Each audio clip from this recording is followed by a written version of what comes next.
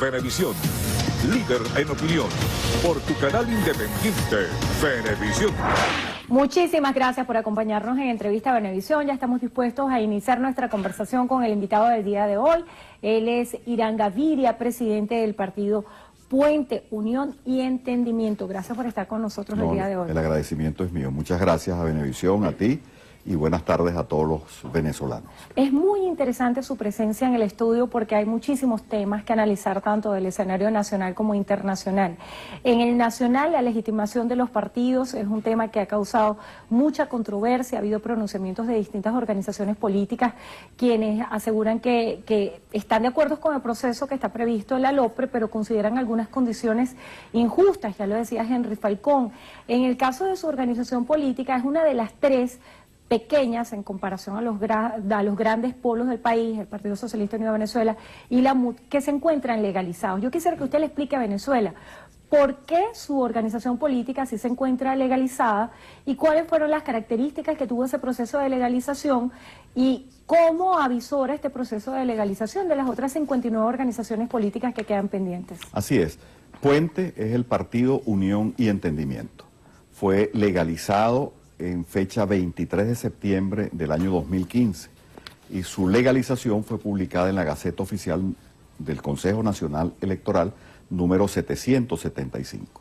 Esa es la culminación de un proceso de recolección de firmas que nos llevó el año 2014 y 2015, de recoger nuevamente en aquellos estados en donde el Consejo Nacional Electoral puso reparos y de presentar al Consejo Nacional Electoral nuestra declaración política, que nosotros la hemos resumido en nuestra propuesta 20 puntos para Venezuela, en nuestra declaración de principios, en los estatutos, y durante estos 2 años, 2015, 2016, lo que va a 2017, en DRINA, hemos recorrido el país, lo ha visto toda Venezuela, juramentando directivas regionales y municipales. La última fue hace una semana en el estado Táchira. Somos una organización que propugna el cambio en Venezuela por las vías constitucionales, democráticas y electorales, y también propugnamos un acuerdo nacional para un gobierno de unidad.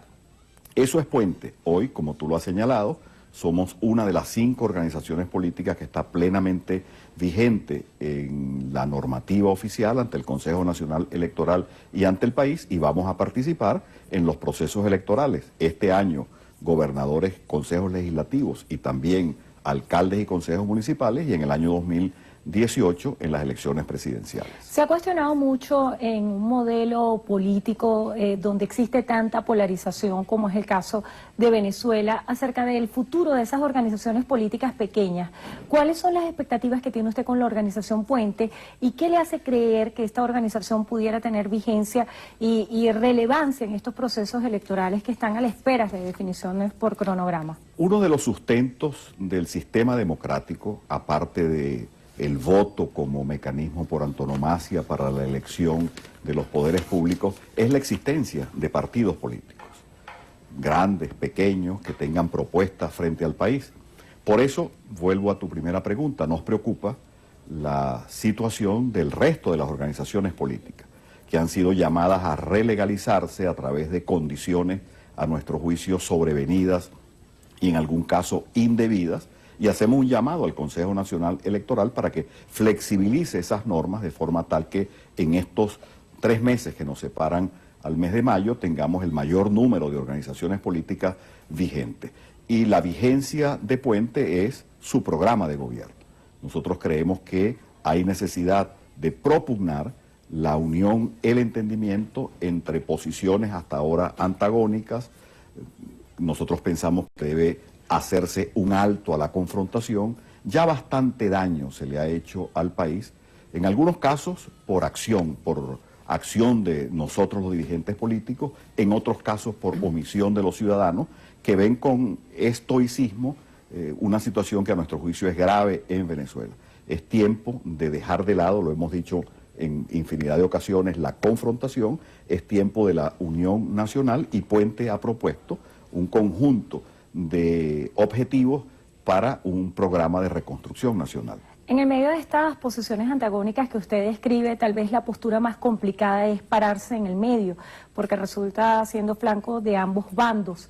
El tema del diálogo ha sido un tema para los venezolanos fundamental y tal vez hasta punto de honor, tanto para gobierno como la oposición venezolana, y usted ha estado utilizando el tema de diálogo como bandera. El nuncio ha anunciado recientemente que se estaban evaluando las condiciones propuestas tanto por sectores de oposición como de gobierno para retomar la agenda del diálogo. Sin embargo, cuando ha habido un proceso que fue de alguna manera paralizado, muchos venezolanos se siguen preguntando si tiene vigencia el diálogo en Venezuela. Total y absolutamente. De hecho, Puente nace como iniciativa en el año 2014 porque, perdónenme que hable en primera persona, siendo yo diputado de Un Nuevo Tiempo y de la Mesa de la Unidad, atendí el llamado del presidente de la República a un diálogo político y un diálogo económico en el primer trimestre del 2014, propuesta que fue rechazada por la Mesa de la Unidad. Felizmente, unos meses después fue aceptada.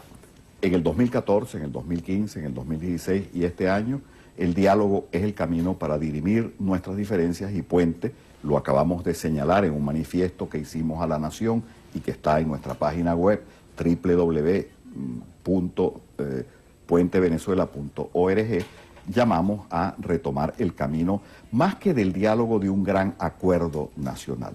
El país está mal, Endrina, lo saben nuestros compatriotas. En la Asamblea Nacional, en una ocasión, en el año 2012, cuando se solicitó el permiso para que el presidente Chávez, aquejado lamentablemente de la salud, pudiera viajar al exterior, yo decía: el presidente Chávez está enfermo, pero no solamente él está enfermo, lamentablemente, repito, sino que Venezuela está enferma. Nos atacan los flagelos del desabastecimiento de alimentos, medicinas, repuestos, la caída del poder adquisitivo, la inflación, la inseguridad personal. Y en esta situación nosotros tenemos que dejar de lado, poner de lado las pugnas por el poder, la diatriba. Basta de confrontación política, de confrontación fratricida, y ver juntos la posibilidad de sacar adelante a Venezuela. El país está mal, muy mal, pero el país tiene cura, el país tiene sanación. Este país es maravilloso, yo lo conozco, tengo 30 años recorriendo su geografía física. Llegué aquí a Venevisión con una cámara al hombro en el año 1987. He recorrido a Venezuela, conozco sus mares, sus montañas, sus suelos, desde los suelos tipo 1 del sur del lago hasta los suelos de la Paragua en el estado Bolívar o de la Mesa de Huanipa, y allí se puede sembrar y se puede cosechar. Tenemos industrias básicas, tenemos reservas energéticas, tenemos también una geografía humana insuperable. Nuestros académicos, nuestros profesores universitarios, nuestros empresarios, nuestros trabajadores, nuestros jóvenes están dispuestos a poner el hombro para que Venezuela salga adelante, y esa es la infinita tarea que tenemos hoy los venezolanos. Cese a la pugna, cese a la confrontación que, repito, bastante daño nos ha hecho, que lo estamos pagando en este momento con escasez, con inseguridad, con caída del poder adquisitivo, con pobreza, con desesperanza, en un país que es maravilloso. Este país, repito, que lo he recorrido desde La Guajira hasta Guiria, desde Caucagua hasta San Fernando de Atabapo, que conozco su geografía institucional, su geografía humana, su capital humano. Es un país que tiene la posibilidad, que tiene los recursos para salir adelante, y esta hora aciaga de la República tiene que ser superada a través de un gran acuerdo nacional. Valiéndome de esa analogía que usted hace de un país que se encuentra enfermo, cuando hay un diagnóstico equivocado, ¿cómo atender un tratamiento para una enfermedad? ¿Cómo establecer las líneas de acción para dar respuesta a lo que usted califica una enfermedad para Venezuela? ¿Cómo saber cuál es el diagnóstico correcto cuando hay voces antagónicas que hablan de una misma Venezuela pero con visiones totalmente contrastantes? Sí, el símil es oportuno. Cuando hay un enfermo en la familia, lo primero que hace la familia es unirse. Cuando tenemos un familiar en una situación delicada, en este caso Venezuela, lo peor que podemos hacer es pelearnos los familiares, pelearnos los venezolanos. Se requiere unidad para atender esa vicisitud, en este caso la inflación, la escasez, la inseguridad, el mal funcionamiento de los servicios públicos. Y lo otro es poner al paciente, en este caso a Venezuela, en las manos más expertas, en las manos más honestas. Tenemos años de improvisación. Ya no se puede poner a Venezuela, que está enferma, repito, pero que tiene sanación, en manos improvisadas. Tú, si tienes un familiar, no vas a llamar a un recién graduado para que intervenga ese familiar. Tú, si tienes un familiar, no vas a llamar al vigilante que está cuidando el hospital o la clínica para entregarle el bisturí de las finanzas públicas o el bisturí de la alimentación o el bisturí de la salud, como hemos hecho en este caso, sin que esto signifique un juicio peyorativo sobre las Fuerzas Armadas, pero hay que llamar a los más competentes. Venezuela puede superar esta situación, pero tiene que haber unidad de los familiares y que el país se ponga en manos honestas, en manos expertas, que conozcan no solamente la problemática nacional, sino que conozcan también las soluciones y que esas soluciones no vendrán únicamente de la unión y el entendimiento al interior de nuestro país, sino que se requiere el concurso de, así como un enfermo, un buen médico consulta la mejor literatura, incluso consulta a colegas que están en otras latitudes, de la comunidad internacional para los financiamientos que son necesarios para la tecnología. Cuando un enfermo en la familia hay que sanarlo, lo primero es la unidad de los familiares y lo segundo, que ese enfermo sea tratado con las manos más expertas, con las manos más honestas. Ahora que menciona la comunidad internacional, el tema Venezuela ha estado presente en muchísimos países del mundo y sobre todo en las últimas horas por distintas aristas.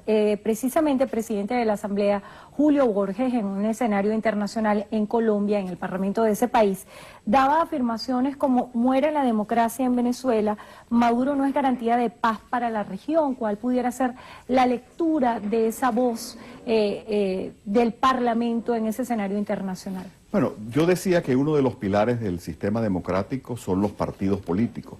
Otro es la autonomía, la separación de los poderes.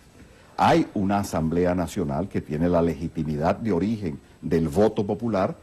A esa Asamblea Nacional se le ha desconocido a través de otro de los poderes, que es el Tribunal Supremo de Justicia, pero reclamamos el reconocimiento a la función de la Asamblea Nacional, pero al mismo tiempo, Endrina, tenemos que concederle a otros poderes públicos, en este caso al Ejecutivo Nacional y al presidente Nicolás Maduro, su legitimidad de origen. Así como nosotros, quienes adversamos las políticas públicas actuales, quienes no votamos por Nicolás Maduro, reclamamos la independencia de poderes, nosotros también tenemos que decirle a los venezolanos que hay un poder legítimamente constituido, que tiene un lapso constitucional que vence el 10 de enero del 2019 y que ese poder debe ser reconocido, aun cuando adversemos sus políticas públicas. Vamos a revisar las preguntas de la audiencia. José Neri Mosqueda plantea: ¿qué opinión tiene usted del silencio político de la MUD y las visibles divisiones internas entre ustedes?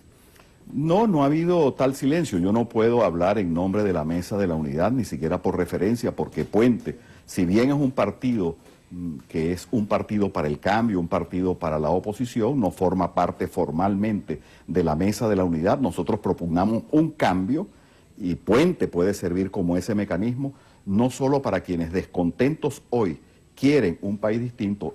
Ese cambio no es patrimonio de quienes militan en la Mesa de la Unidad, sino que hay un chavismo descontento que puede tener en Puente un mecanismo de expresión. Brevemente, se nos agotó el tiempo. Johnny Esteban dice: ¿qué haría la oposición si eliminaran los partidos y quedara uno solo?